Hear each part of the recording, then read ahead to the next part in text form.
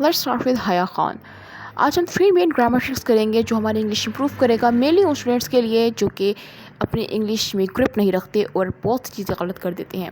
सबसे पहले हमारी जो ट्रिक है वो ये है कि फर्स्ट ट्रिक हमारी सब्जेक्ट वर्ब एग्रीमेंट, यानी कि हम ये नहीं जानते कि कौन से वर्ड्स के साथ हम एग्रीमेंट कैसे यूज़ करेंगे।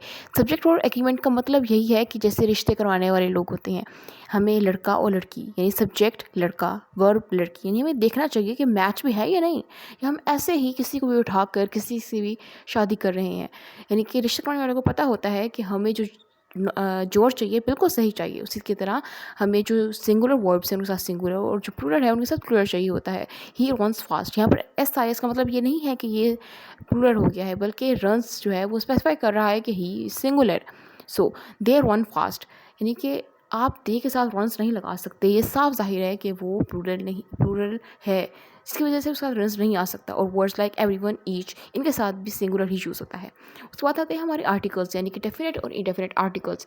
डेफिनेट आर्टिकल्स होते हैं जिनकी वजह से डेफिनेट और इनडेफिनेट बहुत ही मेन आर्टिकल्स हैं, यानी कि अगर हमें किसी चीज़ को स्पेसिफाई करना है तो हम दा यूज़ करते हैं। अगर हमें किसी चीज़ को सिंपली यूज़ करना है कि जनरल, तो फिर हम आ और एन यूज़ करते हैं। द यूज़ होता है जैसे अगर आप सोचें कि आपके पास एप्पल्स पड़े हैं एक टेबल में पूरी रो में, तो मैं ये कहूँगी I want the apple in the first position, the Apple, जो साफ जाहिर कर रहा है कि मैंने एक एप्पल को स्पेसिफाई कर दिया है। बट अगर मैं ये कहूँ आई वॉन्ट एन एप्पल, तो ये सिंपल बात है। ए आई ओ यू के साथ एन यूज़ होता है और कॉन्सोनेंट्स के साथ आ यूज़ होता है। उसके बाद कुछ ऐसे वर्ड्स हैं जो ए ई आई ओ यू की आवाज़ नहीं निकालते, इसीलिए हम उनके साथ एन यूज़ नहीं करते, जो कि मेन मिस्टेक है। जैसे यूनिवर्सिटी, ये यू की नहीं यो की आवाज़ है, इसलिए हम उसके साथ एन यूज़ नहीं कर सकते। और यही मेन मिस्टेक्स हैं जिनकी वजह से हम अपने बहुत से मार्क्स गंवा देते हैं। सो इन्हीं आर्टिकल्स की मिस्टेक्स की वजह से हम बहुत सी चीज़ें गंवा देते हैं।